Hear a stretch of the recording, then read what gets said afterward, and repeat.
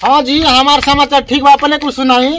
ठीक है बा। तारा नामा लिखाई एडमिशन हो गई कि ना होई? साधु कहते न साधु ऐसा ने कपड़ा पहनले रहल। हाँ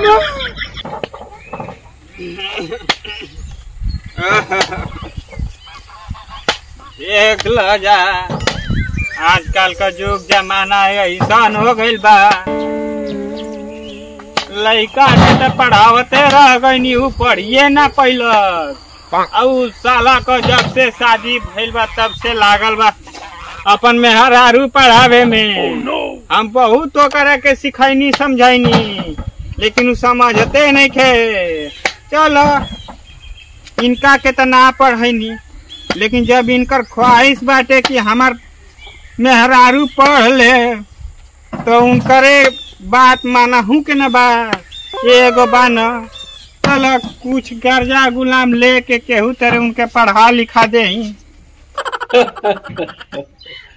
का कही है पेरचनवा लेके गईल 50,000 रुपया। आ ओकर दयाद है बा एगो, ई लेके गईल 45,000 रुपया। यहनी के तो मैं जनाता कि पूरा कर्जे से ठक देले बानी। साला अगर भेंट हो जाए ना तो 50 का सीधा 1 लाख रुपया प्लस ब्याज। पैसा लेहला के करदानी अब समझत नहीं खा। राम सेठ जी, प्रणाम प्रणाम प्रणाम प्रणाम। कैसे हो तू, कैसे चल रहा? अरे हम अपन मजबूरी का कही सेठ जी, हम यही है आपसे कर्जा लेवे।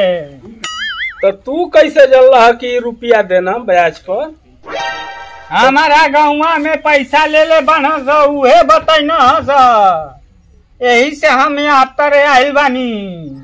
तो ठीक बा, तू का करब पैसा? पैसा लेके सोचा तनी अपन पतोहिया के पढ़ावत। कर्जा लेके पढ़ाईब तो ब्याज दर जानो तल कितना बा? 100 रुपया पर। आपे न बताई कितना ले? 100 रुपया पर 20 रुपया ब्याज हम ले। 20 रुपया? हाँ हाँ। नहीं मालिक, तनी हमरो गरीब पर ध्यान दे। तो चलो 2 रुपया कम कर, 18 रुपया दे दो। नहीं, हम इतने कहब कि हमरो से 5 रुपया ब्याज ले ले। चल कर्जा नहीं खे। अरे सेठ जी, ऐसा मत करी, हमरो तनी मान रख ली। आइल वाला भैंस खरीदे छोड़ दो, हाउ छोड़ दो। हम रुपया छोड़त रही, ब्याज पर 20 रुपया दे, 2 रुपया तो के कम कर देनी। फिर कहता कि कम को दो, हाई को दो, हाउ को दो। भैंस बेचतनी। अरे सेठ जी, ठीक बा, आप जवन कहब तेवन दे दे, लेकिन हमके पैसा बा दे दे। 18 रुपया ब्याज, 100 रुपया पर। लेवे के इच्छा बात तो बोल, और नहीं खे लेवे के तो गेट आउट। Oh no. ठीक बा, दे दे। का करे के बा? उ सरनत का थोड़ी ना बुझाता कि कहाँ से कुल रुपया पैसा कैसे कैसे आवता। हाई कुल कर्जा देल, अब तक ब्याजो नहीं घंसो देले।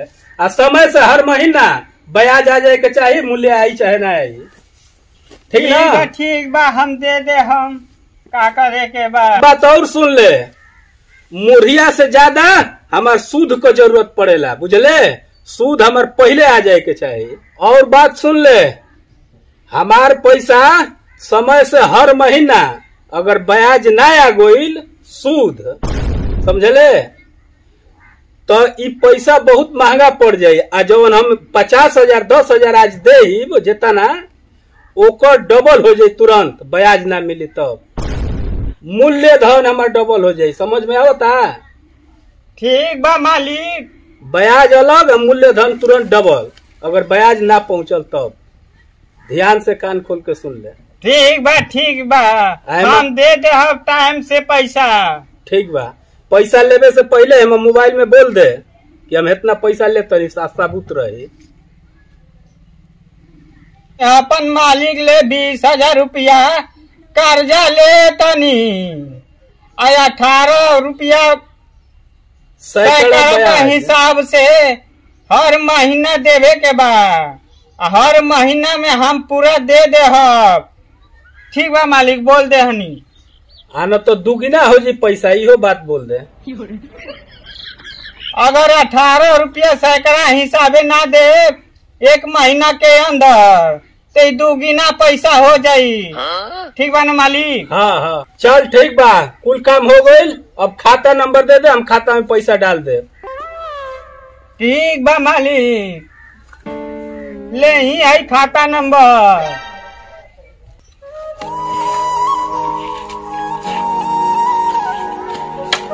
ठीक बा मालिक, पैसा बा भेज दे ही हमारे सामाना में।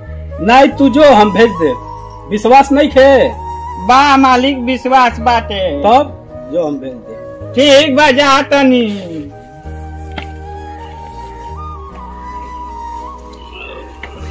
रह भेजी दही।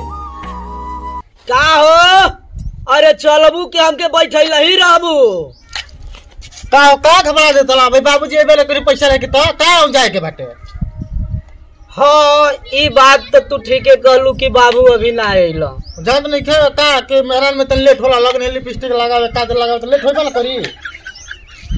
देखो तने हमहू बाबू के केहर बाटन आवत न कि नाही। देखिए देखिए देखिए जाके जाके देखा 4 घंटा ले बैठल है।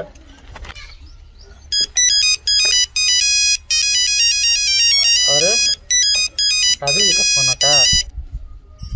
हेलो का हो? का हाल चाल बा? हाँ जी हमार समाचार ठीक बा, अपने कुछ सुनाई। ठीक है बा, तारा नामा लिखाइल एडमिशन हो गई कि ना होई? का कही हमार बाबू में इतना गरीब घर में शादी कर दिल मानो, अभी गोल बा बुढ़ा पैसा ले आवे, अभी लेके आइबे ना कोई लेके आई तब ना हमार नाम लिखाई। इसे न कहनी कि हमार बात माना तो हमार तो बात मनलू ना। हम कहनी ना कि हर चीज तुम्हारा खातिर के एकदम उपलब्ध कर दे, बाकी तू तो हमार बात मनबे ना करू तो जायद आप पछता लू ना। तो चले के विचार बा कि ना, ये बतावा। नौवा लिखा जाए दी तापे के हमार जिंदगी बीती, बस नौवा लिखाइला के डेरी बा, आपे के साथे हम रहब, घबराई मत रहुआ।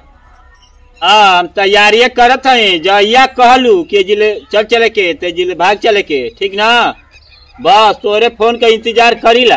ठीक बाटे रखा तनी जी। का हो के कराले बतियावत तारू? केहू से ना हो, केकरा से बतियाइबो? देखा तनी अभी फोन से बतियावत तारू को हतल के करो से नहीं बतियावत। उ आई रहले गो सहेली का फोन ना। तोहरा हां बड़ा इनकरा सहेली का रोज रोज फोन आवत तटे। अरे बुढ़ो आइला कि नहीं? लेट होता फोनवा देवे में का बचावा ए बचावा। का हो बाबू? अरे हम पैसावा तोहर अकाउंटवा में ढिलवा देले बानी। हाँ हाँ पैसावा तोहर अकाउंटवा में आ गइल बा। तब तो चले के चाहता टे ना। जा जा चलो चलो ना तो देरी होता टे। जा जल्दी एडमिशन करा लिहा तू। अच्छा पैसा हाँ बा ठीक बा। पैसा चल गइल बा, मोबाइलिया में भेज देल बा, निकाल लिहा जा। अच्छा ठीक बाटे जा जा चलो चलो ना तो देरी हुई। चल। अरे हमार कपार दुखाए लगो, इतना साला टेंशन बा कि मत पूछ। ई लोग के का मालूम बा, ई लोग का पैसा खातिर के हम का सह के आ गई। 20,000 रुपया नहीं, हमार कपार पर बोझा हो गई। चलो चलो चलो, टाइम 2 घंटा से घरों लेट हो जाता और रास्ते में चले बुझा तो गोड़ में मेहंदी छापल बाटे। हमारे तो मेहंदी छापल बाटे, अपने के नहीं कहत। सुनो हाँ तू हाई बात ठीक है, खड़ा रही बगीचा के, ठीक बा? हाँ जा यार हम जाते नहीं स्कूल में, छटका से नाम लिखवा के फीस जमा करके आवत नहीं। जा तब हम बैठल बानी छह जा। जब हम आए तब जाए के नहीं खे, हम अकेले जाए घरे। नहीं नहीं जा। हाँ जा हम बैठल बानी। हाँ एजे रह एजे रह जाइए, ठीक बा? हाँ जा हम जाते हैं। तली झटके पर आई हा, लेट मत करिए। देखो रह फोन तो नहीं करत नहीं बाबा के, बतावा इनका रहन। आज हमार कर्जा लेके नाम लिखवा होता ना सन, आए आगे जाके का हुई दादा? हाँ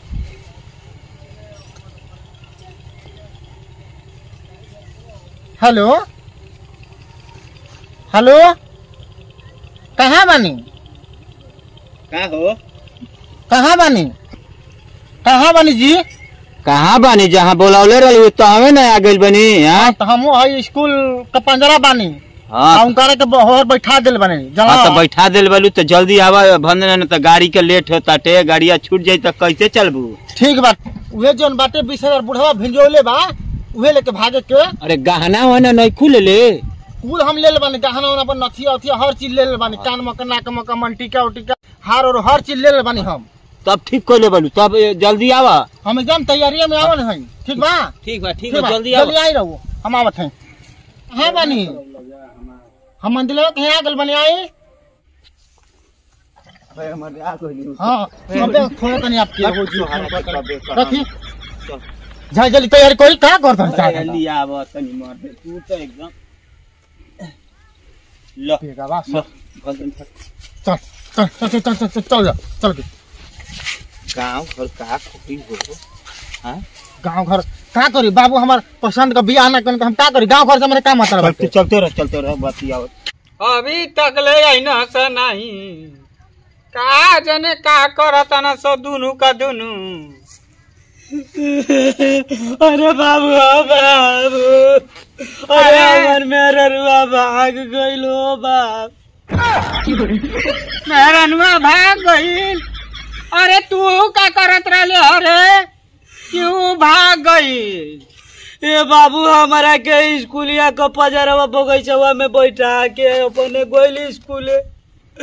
अब पता न सांझ ले बैठले हमें तनी पर कया तनी का जनी कहाँ बेचारी और खोज गोल केरो ना लौको।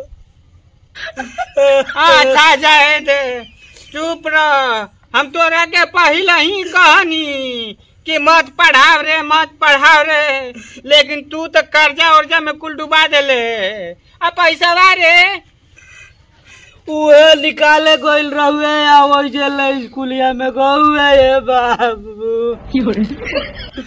अरे पैसा ले। अरे पैसा कुल लेके भाग गइल बाप। चुप रहा का हो?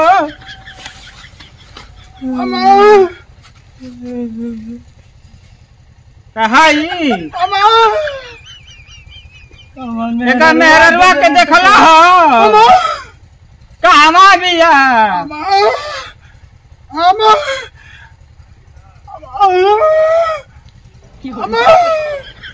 भाग गई। हाँ देखला के रहल हो? कहवा रहल हो के पहचानत ला?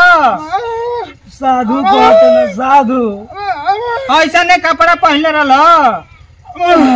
हाँ तू खेतवा पर काम करत रहल? वही तेरे को ना हंसना। अरे बाबू अरे चुप रह पहले सब। अरे बाबू अरे चुप रह रे। उहे रास्ता से तोहार खेतवा वाला रास्ता रहल? बता दे यहाँ से। बाबू हम कहतली कि फोनवा करत अरे छोड़ू चल। अरे बाबू जल्दी में गो।